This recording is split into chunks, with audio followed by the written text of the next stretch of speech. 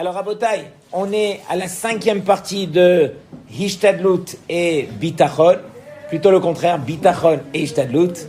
Et lorsque on s'en rend compte que c'est la 5e partie, c'est-à-dire que c'est un travail à arriver à faire. On ne peut pas prendre un sujet, le faire de A à Z en une fois et on a terminé, ça s'arrête là. C'est une avoda. Du fait que c'est une avoda, alors on prend les kelim avec nous, qui, j'espère, vont nous accompagner et nous permettront de travailler lorsque l'épreuve se présente à nous. Au départ, on est obligé d'apprendre au niveau de la théorie pour que cette théorie, elle puisse rentrer et que lorsque la pratique se présente, alors qu'on puisse l'appliquer. Donc on doit être à un certain niveau.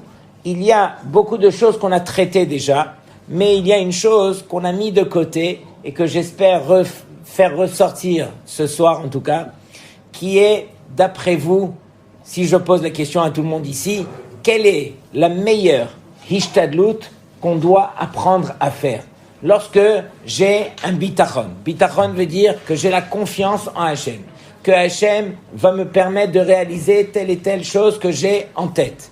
Quelle est la hishtadlut qui me permettra de concrétiser ce bitachon? Alors, parmi la meilleure des hishtadlut, alors c'est justement la tfila. Il n'y a pas comme la tfila pour dire à Hachem, j'ai tellement confiance en toi que je me dois d'abord de m'investir sur la tefila, sur la chose pour laquelle j'ai besoin d'obtenir.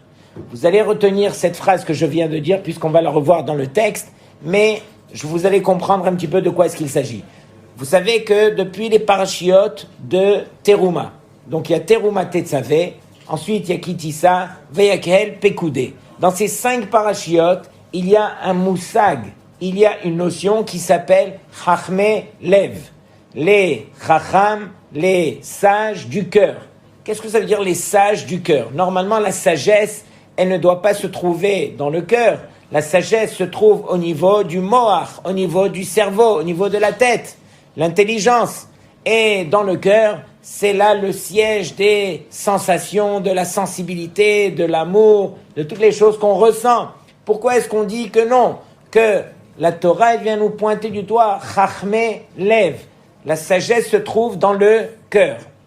Parce que la Torah, d'abord, elle s'adresse à qui? Elle s'adresse aux Béné Israël, qui viennent de sortir de Mitzrayim, qui n'ont reçu aucune formation dans quoi que ce soit. Ils n'ont pas passé ni de BTS, ni même de bac. Ils ne sont pas partis à la fac. Et on leur a demandé de construire un Mishkan où, jusqu'à aujourd'hui, il aurait fallu un architecte qui a passé tous les diplômes sur Terre pour pouvoir construire un Mishkan aussi compliqué. À qui on s'adresse? On s'adresse aux Béné Israël. Pour confectionner les bégadim du Kohen Gadol, il aurait fallu des tailleurs hors normes. Comment est-ce qu'on peut demander une telle chose aux Béné Israël qui viennent de sortir de Mitzrayim? La seule chose qu'ils savent faire, c'est la caillasse, les briques, les pyramides à la limite. Mais de là à pouvoir construire un Mishkan avec les bégadim. Et donc, Akadosh Baruch Hu, il dit, mais non, il y a un secret qui s'appelle le cœur. Et chez nous, les Béné Israël, c'est complètement différent des Goïm. Chez les Goïm, alors c'est vrai que la sagesse, elle est au niveau du moach, au niveau du cerveau. Mais chez nous, les Béné Israël, on dit qu'au niveau du cerveau, c'est uniquement une banque de données. Les connaissances se trouvent au niveau du cerveau. Au niveau du cœur, qu'est-ce qu'il y a? Au niveau du cœur, alors il y a toutes ces belles choses que Akadosh Baruch Hu nous demande d'atteindre. Qui sont la sagesse, la chokhma, chesed, faire du chesed, yirat Hashem, ahavat Hashem, toutes ces midot que Akadosh Baruch Hu nous demande d'atteindre. Toutes ces midot qu'un homme, il rêve de pouvoir obtenir dans son vivant, alors toutes ces choses-là ne peuvent s'acquérir que par le cœur. Nafkamina, c'est quoi la conséquence? C'est uniquement si on aime la sagesse que cette sagesse pourra nous appartenir. C'est-à-dire que, imaginez quelqu'un qui a envie de devenir chacham, ou qui a envie d'atteindre un niveau de yirat shamayim, de faire du chesed, et qu'il va prendre un livre de Moussar, et qu'il va répéter que toutes ces choses-là sont tellement importantes. Alors c'est vrai, il va comprendre ça au niveau de la tête. Mais c'est impossible que ces choses-là lui appartiennent tant qu'il ne les aime pas concrètement. C'est-à-dire qu'on ne peut pas laisser ces choses-là au niveau de la tête, on ne peut pas uniquement comprendre les choses par la tête, il faut absolument que ces choses-là, on les ramène vers le cœur, et c'est uniquement si on aime ces choses-là qu'elles vont nous appartenir. Nafkamina. Que les bénis Israël, eux, Akadosh Baruch Hu, il leur a ordonné de faire le Mishkan. Et si eux, ils vont aimer la volonté d'Hachem, si ils vont avoir cette Ahavat Hachem, alors Akadosh Baruch Hu, il leur dit, alors vous saurez comment faire. C'est ça le but. Akadosh Baruch Hu, il s'adresse à qui? Aux bénis Israël, encore une fois, qui n'ont aucune connaissance dans la chose. Mais du fait que les bénis Israël vont aimer la volonté que Akadosh Baruch Hu leur a donnée, qui est de construire le Mishkan, de confectionner les bgadim du Kohen Gadol, alors c'est la raison pour laquelle ils sauront comment faire. De même nous aussi, si on aime la chose, alors cette chose-là pourra nous appartenir. Tout ce que j'essaye de vous dire, c'est ce que je vais dire tout de suite, c'est uniquement si on s'investit dans la tfila, ok, pour les choses qu'on aime, que ces choses-là, on les aimera réellement. C'est-à-dire, concrètement, essayez d'analyser qu'est-ce que vous avez tendance à demander dans la tefila. Et c'est uniquement les choses que vous demandez dans la tefila que vous aimez réellement.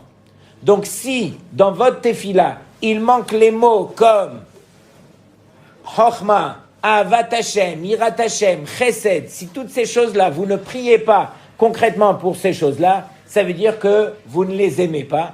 Même si vous pensez pouvoir les aimer, ça c'est uniquement en théorie.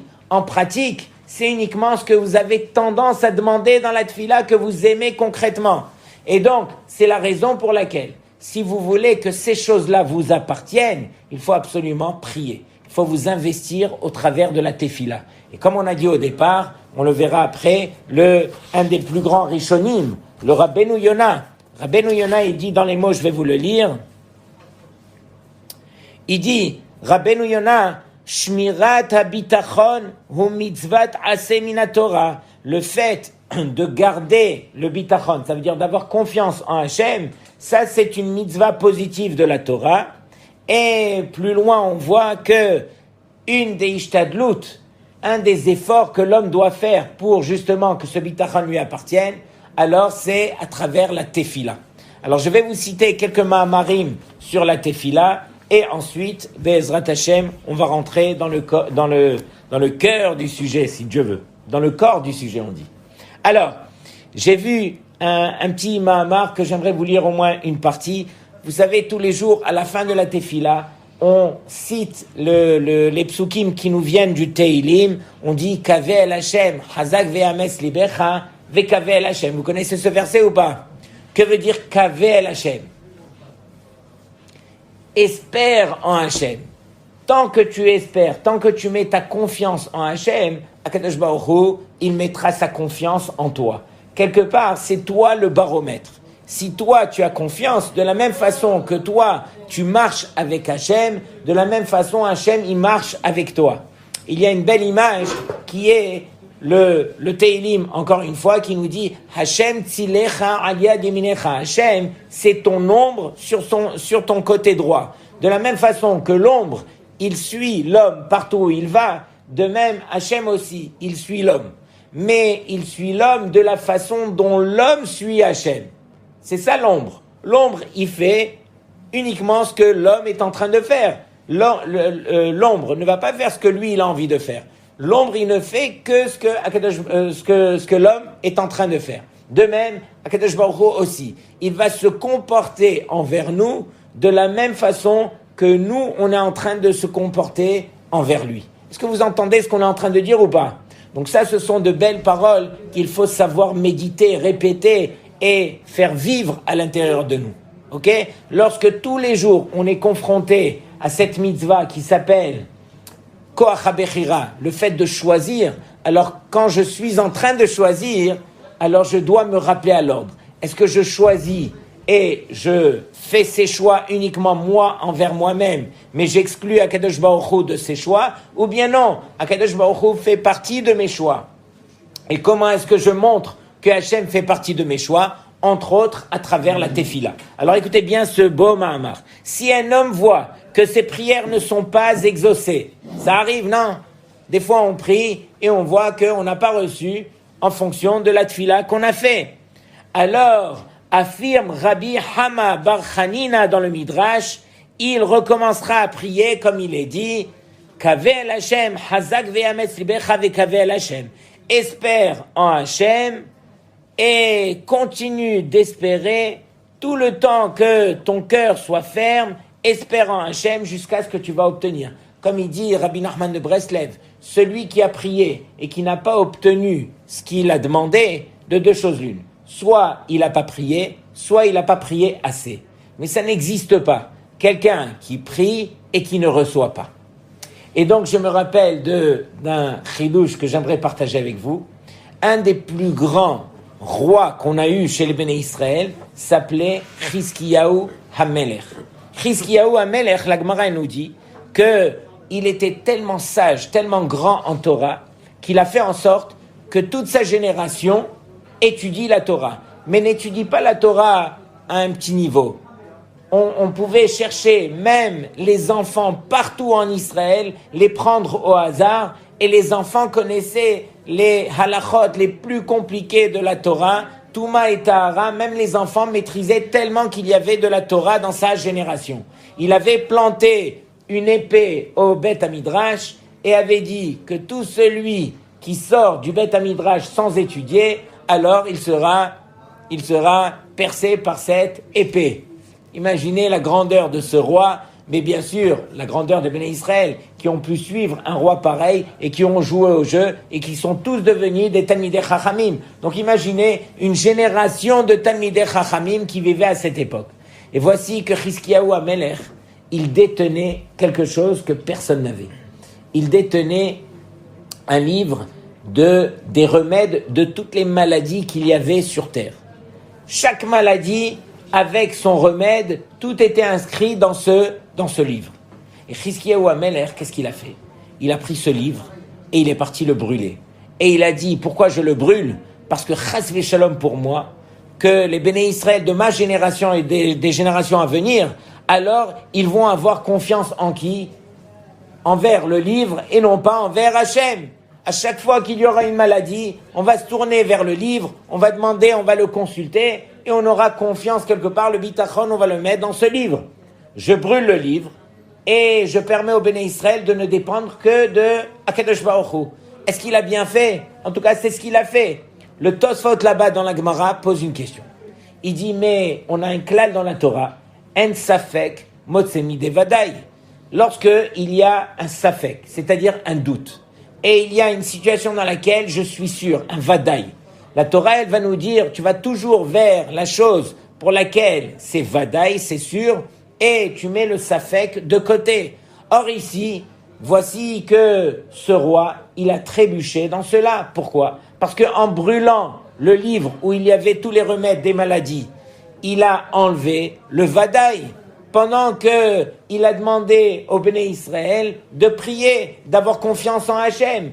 Mais on a déjà prié et on a vu que ça n'a pas toujours marché. Donc la prière, c'est un safek, et le livre où il y a tous les remèdes, c'est un vadaï. Et on a dit un safek, motsemi de vadaï. Et donc ici, il n'avait pas le droit de brûler ce livre, parce que on a déjà essayé de prier et ça n'a pas toujours marché. Sur cela, il me semble que c'est le Sfat Emet qui répond et qui dit, de là j'en déduis que la prière, c'est un vadaï.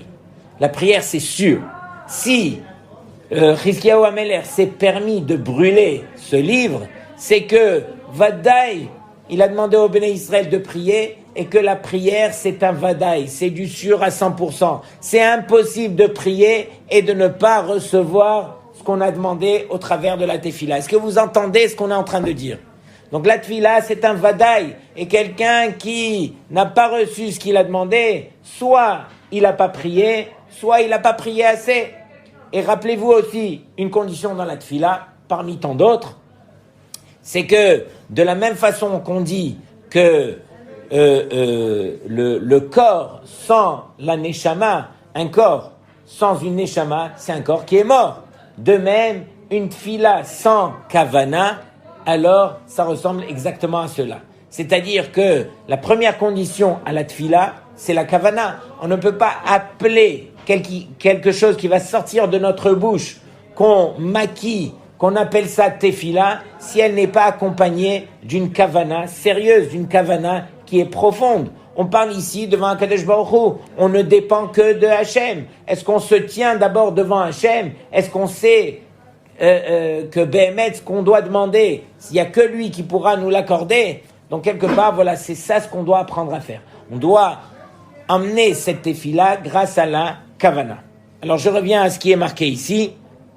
On revient sur le verset de Kavel Hachem. Chachamim nous enseigne ici que le découragement n'a pas sa place dans ce monde. Il faut prier inlassablement jusqu'à ce que sa prière soit exaucée. Maintenant, les Chachamim, ils rajoutent que les portes de la tefila ne sont jamais fermées. Il existe des prières qui sont exaucées après 40 jours. On l'apprend de Moshe, duquel il est dit « Je restais prosterné devant Hachem 40 jours ». D'autres sont exaucés au bout de 20 jours. Comme nous l'a démontré Daniel, je mangeais point d'aliments de choix jusqu'à ce que ce fût révolu 3 semaines complètes, après quoi il s'écria « Hachem entend, Hachem pardonne ». D'autres encore sont exaucés à l'issue de 3 jours, comme celle de Yona. Et tout ça pour montrer que chaque tefila, donc, elle a son moment propice où elle sera exaucée. Ça dépend de nous. Nous, on doit continuer. C'est comme à la limite, on prend un clou avec un marteau et on va rentrer ce clou, on va taper. Il finira par rentrer ce clou. Ça prendra combien de temps? Peu importe. Mais il finira par rentrer. De même, nous aussi, nos paroles, nos téfilotes, elles ont leur adresse et arrivera le moment où Akadosh Baruch Hu, il dit, ne t'en fais pas. J'ai gardé près de moi, dans mon tiroir, toutes les téfilotes que tu as fait. Arrive le meilleur moment dans ta vie où je sortirai toute cette téfilote pour que ta tefila soit exaucée à ce meilleur moment. Donc, il ne faut pas perdre espoir. Au contraire, Akadosh Baruch Hu, tout ce qu'il veut, c'est nous accorder toutes ces brachot qui sortent de notre bouche, à condition qu'elles sortent avec kavana et que ça soit notre billet sous forme de ishtadlut. Ishtadlut, encore une fois, c'est de compter sur Hachem au travers de la tefila qu'on fera. Alors voilà, on y arrive, bien sûr. Alors, il y en a plein qui ont été exaucés instantanément. Il existe aussi des prières exaucées en un instant, ainsi que nous l'apprend David.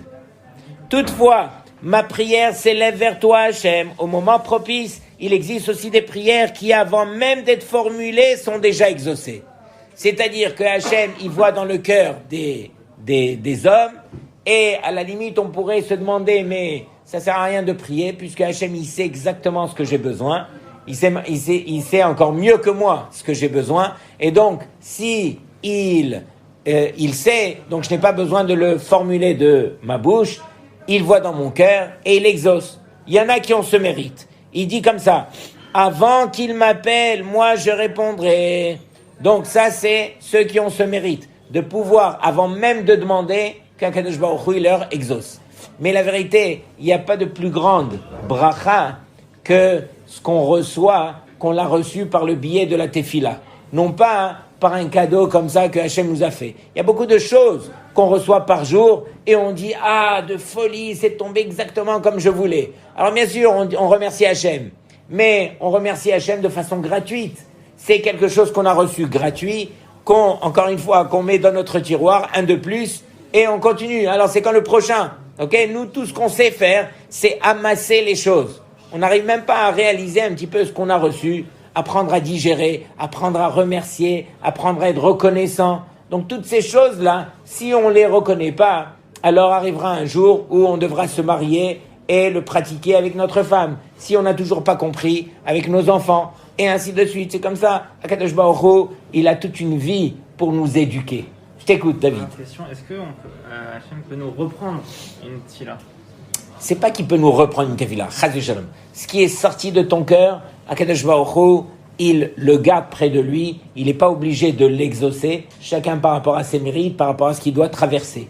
Maintenant, il se peut qu'on a malheureusement, des fautes qui causent qu'on nous enlève quelque part cette bracha. Combien il y en a qui, malheureusement, ils avaient tout, et du jour au lendemain, ou même, pas du jour au lendemain, ils ont tout perdu. Et ils sont revenus à la case départ. Et c'est complètement fou, mais ça existe. Et il faut savoir qu'on est à l'abri de rien. Et le problème qu'on a, nous, c'est que nous, on va le jouer mal, ce jeu. On a peur que le ciel nous tombe sur la tête, alors on va aller au collège, on va aller au cours, on va faire la tfila, parce que sinon, ça va nous tomber dessus. Mais non, ça n'a rien à voir. Fais-le pour ton bien, toi, parce que tu réalises combien tu en as besoin, toi. Hachem, il n'a pas besoin ni de ta tfila, ni de tes mitzvot, ni de tes intentions. Il n'a rien besoin, Hachem. Hachem, il reste le même. Mais si toi, petit que tu es, tu ne réalises pas combien tu dépends d'Hachem et combien c'est pour ton bien à toi, alors c'est ça ce qui est grave. Ok? Je t'écoute, Yaron. Juste au final, c'est-à-dire que la Ishtadlut, en vérité, enfin, la partie d'Ishtadlut, c'est aussi, c'est la prière comme vous avez dit, mais c'est-à-dire la Ishtadlut en elle-même, sans la prière, etc., elle dépend simplement de la prière. Non. Alors, il faut faire la distinction entre deux choses. Il y a le bitachon et il y a la hishtadlut. Hishtadlut, c'est quelque part cacher la bracha que Hachem veut t'emmener. Ok? Faire semblant que Hachem ne pouvait te donner cette bracha que parce que tu as fait un effort. Et toi, il faut être convaincu que quand tu fais cet effort, alors ça ne change en rien ce que Akadosh Baruch Hu t'a envoyé. C'est pas toi qui as aidé Hachem à le faire. Par contre, Hachem t'a demandé de faire cette ishtadlut. Si tu ne fais pas cette ishtadlut, alors quelque part, on va y arriver, on va comprendre que c'est quelque part de la paresse qui t'a empêché de faire un effort, et tu as camouflé cette paresse en appelant ça bitachon. J'ai tellement confiance en Hachem que je peux ne rien faire. Mais est-ce qu'on est de ce niveau, nous? Donc on doit apprendre à faire ce que nous, on doit faire, qui est la ishtadlut, mais aussi avoir ce bitachon. Maintenant, ce qu'on va arriver, Blinéder tout à l'heure, c'est essayer de voir l'équilibre entre où est-ce qu'elle est la limite de la ishtadlut et où commence le bitachon. Juste à dire que si par exemple on a 2 heures, on a 2 heures, enfin je calcule ça en heures, ok, et ben on va devoir faire 1 heure de ishtadlut travail par exemple, oui. 1 heure de prière, ou alors on va devoir, comment on doit jumeler ça? Ok, on va y arriver. Ok, c'est ça le sujet de ce soir, Blinéder. Donc je termine la tfila. Rabbi Chia, Rabba, note là-dessus. Espère en Hachem, courage. Donc le problème qu'on a, nous, c'est que très vite, on s'essouffle. Combien de fois vous avez répété la même tefila, les mêmes mots, au point de dire, tu sais Hachem, j'ai fait 1000 fois ma tefila. Nous, si Bichlal, on l'a fait 3 fois, 4 fois, 5 fois, c'est gag, on est déjà au toit de la maison, au toit de l'immeuble. Mais Akadosh Baruch Hu, il te dit, mais quoi, tu as peur à ce point, tu as peur de montrer combien tu as confiance en Hachem. Quelqu'un qui demande, vous avez déjà vu un enfant demander? Vous n'avez pas vu ça encore. Un enfant à partir de l'âge de 6 ans, je peux vous dire, c'est comme s'il prenait son marteau avec son clou. Papa, s'il te plaît, le vélo comme ça, de trucs. Papa, il revient. Et le lendemain, le surlendemain. Mais quoi, il est infatigable. Mais il a un bitachon qui est terrible envers son père. Il sait qu'il n'y a que son père qui peut lui acheter. Et il va prendre ce clou et il va lui envoyer tac, jusqu'à ce que le père, s'il n'est pas béton armé, alors c'est sûr qu'il finira par craquer et par lui emmener. Mais regardez, c'est un petit enfant qui nous apprend, c'est quoi l'aïmouna, c'est quoi le bitachon. Donc quelque part, nous, quand on se retourne vers Hachem, on ne peut pas jouer à cet enfant. On ne peut pas demander à Hachem jusqu'à ce que Hachem il nous donne. On ne peut pas avoir confiance à Hachem. Comment on montre à Hachem qu'on a confiance? Alors on lui demande, on lui redemande, on est avec lui, on se prépare. Imaginez, on arrive devant Hachem. Le minimum qu'on se doit de faire, c'est d'arriver 10 minutes avant la tfila et de se concentrer et de se préparer et de se dire devant qui je vais me tenir. Il n'y a que lui qui peut me l'accorder et que je vais demander. Mais quand je demande, j'enlève toutes les pensées que j'ai, le travail, les problèmes. Et j'arrive devant Hachem avec un cœur qui est pur. Et Hachem, lui, tout ce qu'il voit, Hachem, il voit le cœur.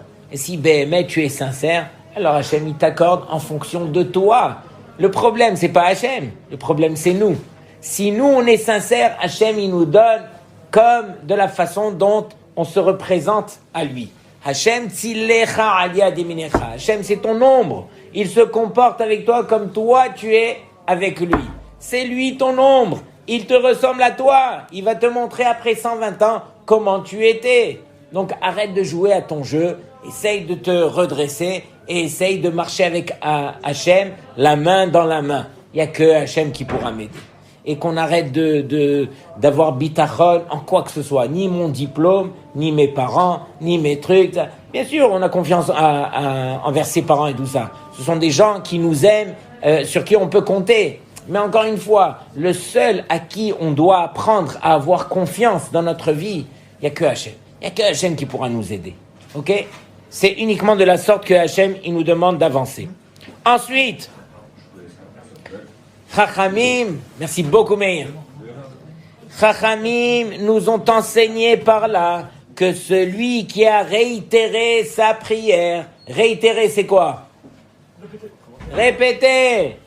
Répéter sa prière un grand nombre de fois et n'a toujours pas été exaucé, ne doit pas se décourager. En Yehush Baolam, ça vous dit quelque chose? En Yehush Baolam, on l'a dit la semaine dernière aussi. Sur quel sujet on a dit En Yehush Baolam? On l'a dit sur Chet HaEgel, les Béné Israël qui sont tombés plus bas que bas, Akadosh Baruch Hu, il les a relevés par toutes les mitzvot qu'il leur a données. Allez donner le Mahatzit HaShekel, allez construire le Mishkan, allez faire les mitzvot, tout ça pour montrer aux Béné Israël que même si vous êtes tombés aussi bas, moi je serai là, Hachem, pour vous relever. Ok? Il n'y a pas de Yehush. On continue. Donc il n'y a pas de quoi se décourager, mais savoir qu'il n'est pas encore arrivé au compte des prières qu'il devait formuler pour cette chose. Et c'est pourquoi il devra recommencer à prier jusqu'à ce qu'il soit exaucé, comme par exemple Moshe Rabbeinu. Moshe Rabbeinu, pour entrer en Eretz Israël, qu'est-ce qu'il a fait? 515 Tefilot, Keminyan, Vaetranan. Il a supplié Hachem. Combien de fois il a supplié? 515 fois. Maintenant, ce ne sont pas les tefilot comme nous on aurait fait. S'il te plaît, Hachem, allez, permets-moi de rentrer en Eretz Israël. C'est Moshe Rabbeinu. Moshe Rabbeinu, c'était des tefilot où Hachem, à peine il écoutait les mots de Moshe, il se mettait à pleurer, Hachem. Il se mettait à pleurer. Comment est-ce que Moshe Rabbeinu, il a fait autant de tefilot, 515 tefilot, arrivé à la 516e, Hachem, il dit, arrête de parler. Arrête. J'ai décidé que tu ne rentres pas en Eretz Israël, tu ne rentreras pas. Moshe Rabbeinu, il aurait pu faire même 1000 tefilot, Hachem ne va pas l'exaucer, ça s'arrête là. Pourquoi Hachem, il est obligé de l'arrêter à la 515e tefila, d'après vous? Parce que Hachem, il nous a accordé une clé qui s'appelle la tefila. Et si l'homme, il sait utiliser cette clé, alors même Hachem ne pourra pas l'empêcher. C'est-à-dire que si Moshe avait fait la 516e tefila, alors quelque part c'est comme s'il aurait forcé Hachem de pouvoir le laisser rentrer en Eretz Israël. Imaginez le cadeau que Hachem nous a accordé. Et donc Hachem, il a dit à Moshe, j'ai tracé une limite pour toi. Mais si tu avais dépassé cette limite, sache que tu serais rentré grâce à ta tefila. Nafkamina, pour nous, qu'on ne doit pas s'arrêter, Hachem, il n'a pas fait avec Moshe Rabbeinu ce qu'il a fait à Moshe, il va nous le faire à nous. Nous, on peut continuer à prier. Tant que le clou n'est pas rentré, continuez, on ne se décourage pas. Juste une question, je sais pas si c'est le coup, mais en tout cas, est-ce que c'est pas un manque des moyens de prier parce que si je me dis que ce qu'il fait Hachem, entre guillemets, c'est pour le bien, à quoi ça sert que je prie? Ok, alors voilà, c'est ça le problème. Est-ce que c'est Hachem qui vit ta vie ou c'est toi qui vis ta vie? C'est toi qui, pendant que tu es en train de vivre ta vie, tu te dois quand même de faire une ishtadlut par rapport à ton bitachon. Et tu te dis, mais moi, j'ai vraiment envie de m'élever à un autre niveau, j'ai envie de servir Hachem à un autre niveau, et donc j'ai envie de m'accrocher à Hachem d'une autre façon. Je vais faire ishtadlut dans ce sens. Si je vois que la ishtadlut n'est pas la bonne, alors oui, éventuellement, je m'arrêterai de faire cette chose-là pour faire autre chose, ok? Mais au moment où tu es en train de vivre, alors c'est ça ce que je disais auparavant, on a cette mitzvah qui s'appelle Koach HaBechira. Sachez, lorsque un bar mitzvah, il devient bar mitzvah, un homme devient bar mitzvah, quelle est la première mitzvah assez de la Torah qui s'offre à lui à ce moment-là? Il vient de faire sa bar mitzvah. Première mitzvah assez de la Torah qu'il peut accomplir, c'est Koach HaBechira. Koach HaBechira veut dire le fait de pouvoir choisir. C'est ce qui nous différencie des animaux. On a cette possibilité de pouvoir choisir, de faire la volonté d'Hachem. Jusque-là, alors il écoutait la voix de ses parents, il était obligé quelque part. À partir de 13 ans et un jour, alors c'est lui qui choisit de faire. Il peut choisir de faire comme ce que ses parents l'ont poussé à faire. Mais dans tous les cas, ça sera son choix à lui. Et il n'y a pas de plus grand cadeau que celui que Akadosh Baruch Hu nous a accordé, qui est de choisir. Et donc, quand on va choisir, chacun il choisit par rapport à son niveau de bitachon. Donc, je vais choisir de servir Hachem d'une autre dimension, d'un autre niveau. Ça va dépendre de moi.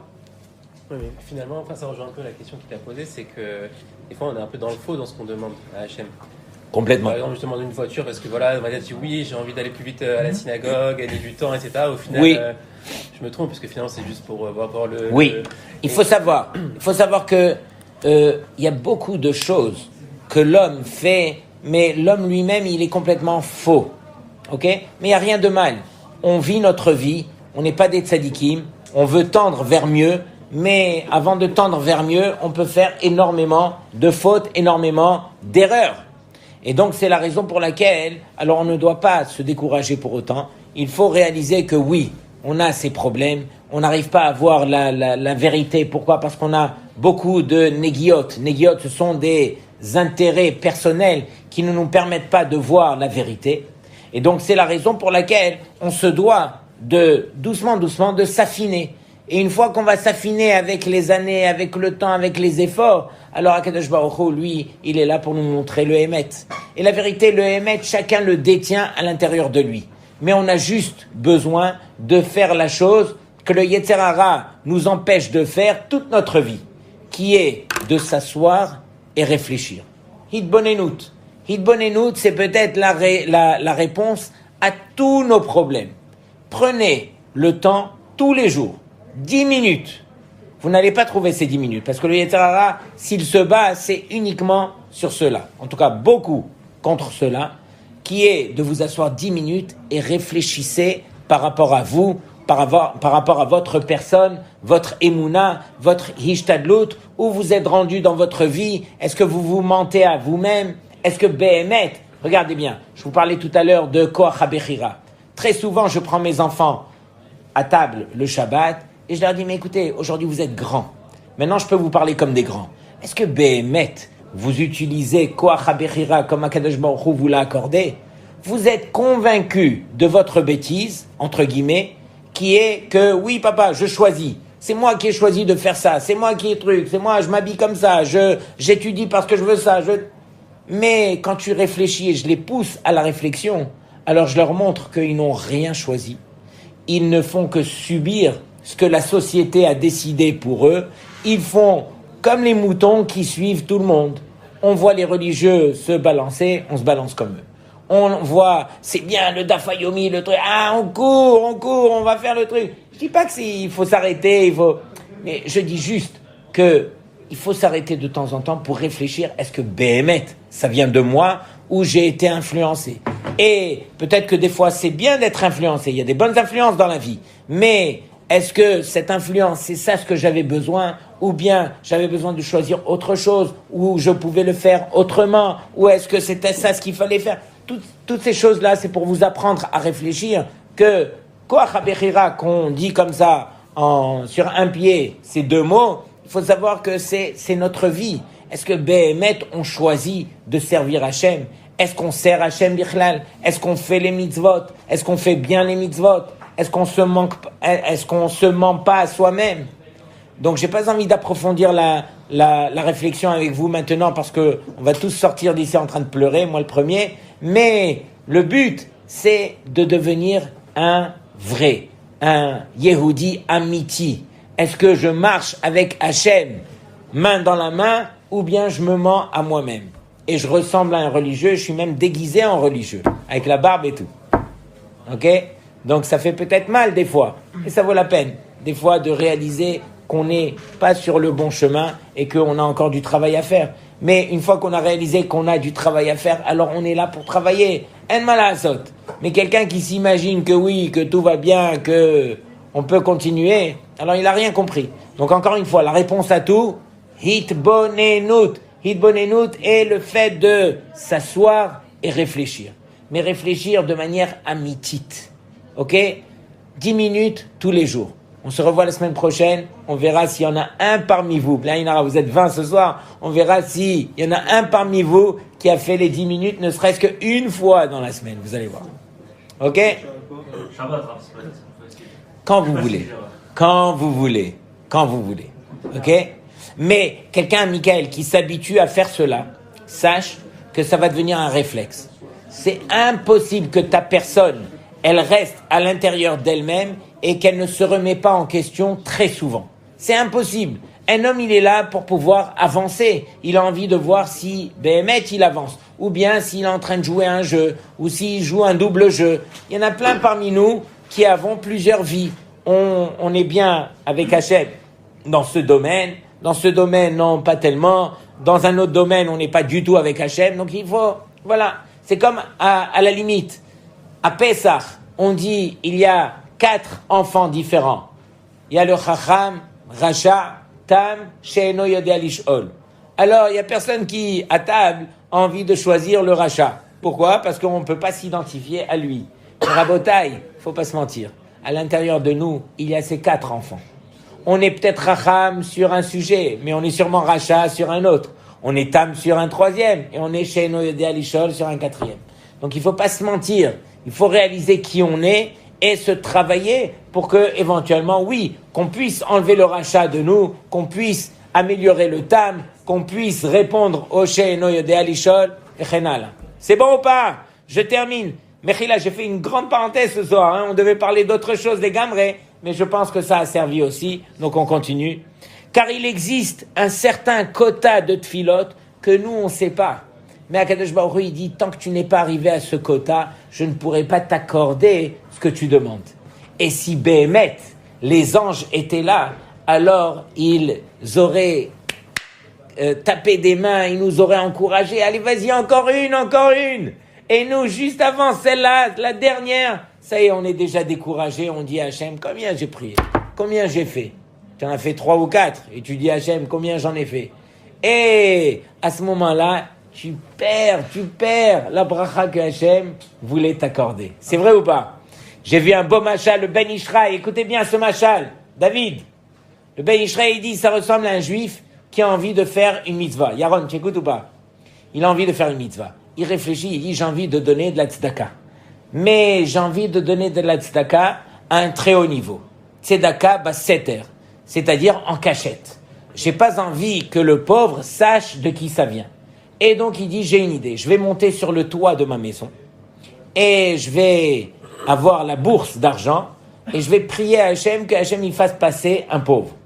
Et donc c'est ce qu'il fait, il monte sur le toit, il a sa bourse, il prie à Hachem et il voit un pauvre passer avec la kippa. Il lui envoie la bourse.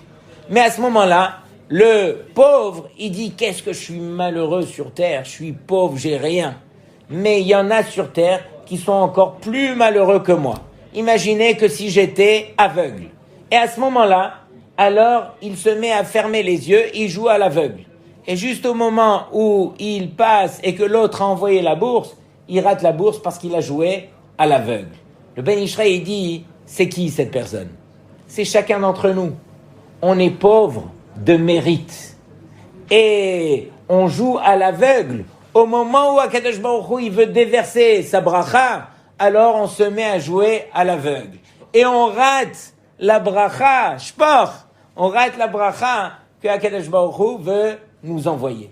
Donc, on demande à Hachem toute la journée, mais aussitôt que tu as demandé, sois convaincu que il y a que Hachem qui peut te l'envoyer, et ne joue pas à l'aveugle, comme ça qui va louper la bracha que Hachem veut lui transmettre. Donc je termine. il aurait conseillé de se représenter en pensée qu'il ne manque peut-être plus qu'une prière pour atteindre ce quota. Pour reprendre les mots du Midrash, prie encore et toujours, le moment venu viendra le salut. Donc c'est ça, Kaveh el Hashem, Chazak ve'ametz libecha, ve'kaveh el Hashem. C'est bon? Alors, on va reprendre notre sujet. Alors, j'étais en train de vous expliquer le inyan de Hashem Tzilecha. Hashem, il est considéré comme ton ombre, et donc il te mesure en fonction de ce que toi tu te mesures envers Hashem. Regardez comment c'est marqué. Bemida she Adam moded, modedin lo. De la même façon que l'homme, il se mesure envers Hashem, alors Hashem se mesurera envers lui. Si toi, tu as bémet confiance envers Hashem à ce niveau, alors Hashem aura la même réponse envers toi par rapport au niveau de confiance que toi, tu lui as accordé. Donc c'est toi qui es l'acteur principal. Hashem n'est que ton reflet. Il est que ton reflet de la émouna et du bitachon que tu as envers lui. Vous entendez ou pas? On continue. Donc, imaginez combien on doit se travailler. Ensuite, on a expliqué que Rabbeinu Yonah, il nous dit que la mida de bitachon, la confiance envers Hashem, c'est une mitzvat assez minatora. Hashem nous demande d'apprendre à avoir cette mitzvah qui est de compter envers Hashem. Ve'adam muchar shehu yiftach al Hashem mi beli siba. Et l'homme doit apprendre à avoir confiance en Hashem sans aucune raison logique.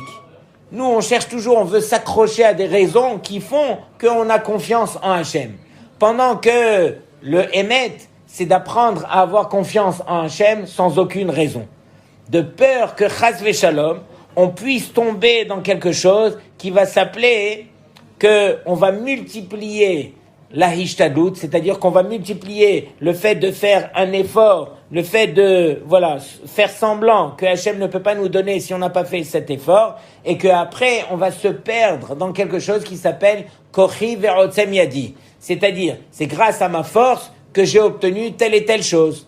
Regardez bien, le but est d'avoir bitachon envers Hashem, et donc on comprend que pour avoir le bitachon, Hashem il te demande de faire hishtadlut.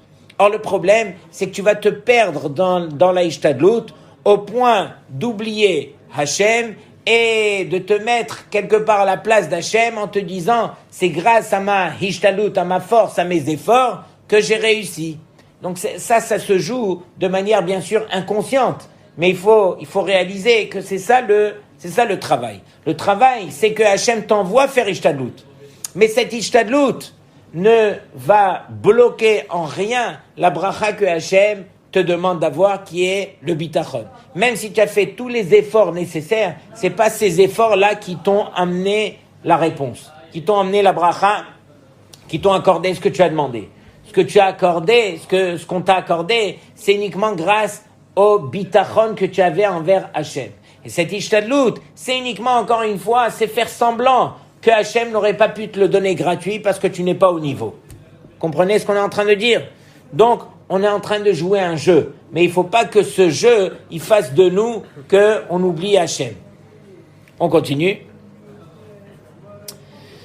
Alors, il dit, Ki be'emet en lo derech acheret ve'en lo almi liftoach zulato ki rak haborei itbarach yachol lemalot mevakasho. Donc ça aussi, il faut se le répéter. Qu'il n'y a pas un autre chemin, c'est uniquement Akadosh Baruch Hu qui lui peut nous accorder ce qu'on lui a demandé. Il n'y a que lui qui peut nous donner. Et on ne pourra pas demander ni compter sur quelqu'un d'autre. Ok? Donc, c'est bizarre, parce que très souvent, alors, on se retourne vers Hashem, parce que est arrivé l'heure de la tefila, et on demande à Hashem quelque chose.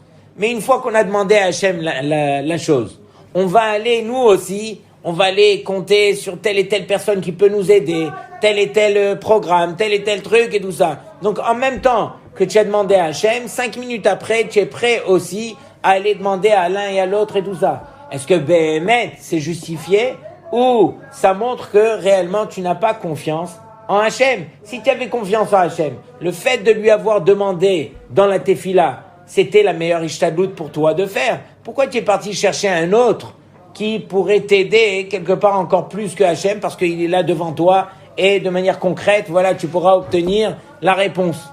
Pendant que celle que tu as fait envers Hachem ne suffisait pas, donc voilà, il faut apprendre à juger. Je suis pas en train de dire que c'est interdit de faire ça. Je suis en train de dire que, voilà, là pour l'instant on apprend. On est encore dans la théorie.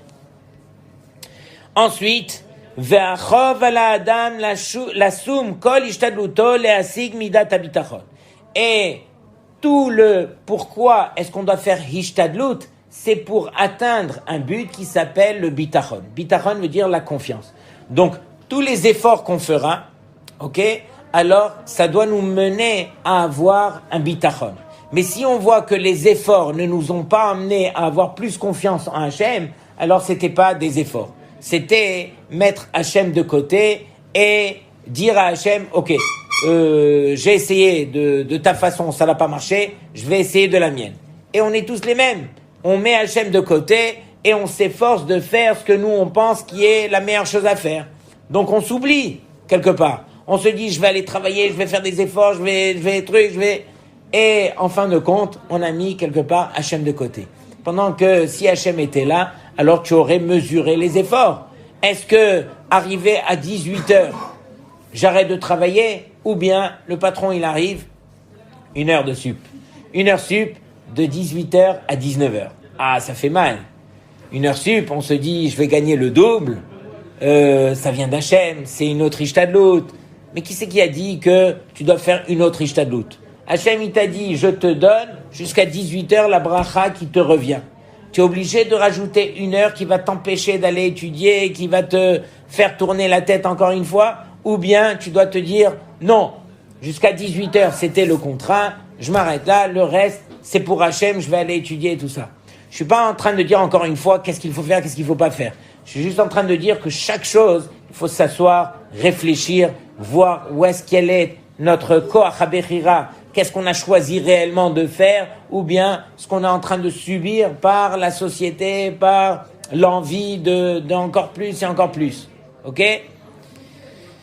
Alors, donc c'est ça la base de toute cette Torah. Toute cette Torah vient nous enseigner que on doit faire ishtadlut, mais cette ishtadlut, elle est valable que si la résultante de cette ishtadlut, c'est le bitachon. Ok? Maintenant, je vous ai cité aussi plus haut que tzarich leizaer shelo yachalif atzlut bebitachon. On doit faire très attention de ne pas confondre la atzlut qui est la paresse avec le bitachon qui est la confiance. Pourquoi? Parce qu'il y en a qui veulent s'empêcher de faire l'effort parce qu'ils sont paresseux et ils camouflent leur paresse en disant mais non, moi j'ai bitachon donc j'ai pas besoin de faire cela. En kazé davar. Tu fais ce qui est à ta portée de faire et ne confonds pas encore une fois la ishtadlut avec la atzlut, avec la paresse. Et encore une fois, donc on doit faire très attention de ne pas se dire alors moi je vais pas travailler, je vais avoir confiance en Hachem et c'est ma manière de montrer à Hachem que je n'ai pas besoin de compter sur qui que ce soit d'autre, je vais uniquement étudier, je vais être avrer. Ok? D'abord, il n'y a pas de métier de devenir avrer sur terre. Le métier que Hachem nous accorde, nous demande d'avoir envers lui, c'est être un bon Yehudi. Dans quel que soit voilà le choix qu'on aura fait dans notre vie, qui est le travail, quel travail, qui est le fait d'étudier, qui n'est pas le fait d'étudier, celui qui veut être avrer, c'est parce que Béhémet, il perd pas 1 seconde de sa journée en dehors du limoud, et donc c'est justifié de devenir avrer. Ok?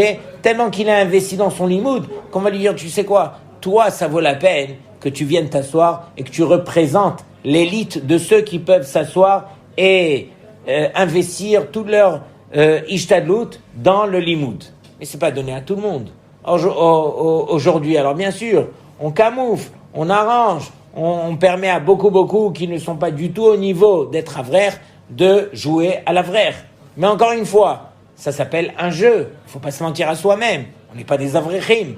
Donc il faut savoir que ce qu'on est en train de faire, c'est de la ishtadlut, et que éventuellement, bien sûr, on a ce klal dans la Torah qui nous dit que on fait les choses au départ shelo leshem shamaim pour que un jour on arrivera à les faire leshem shamaim. On espère arriver à ce niveau.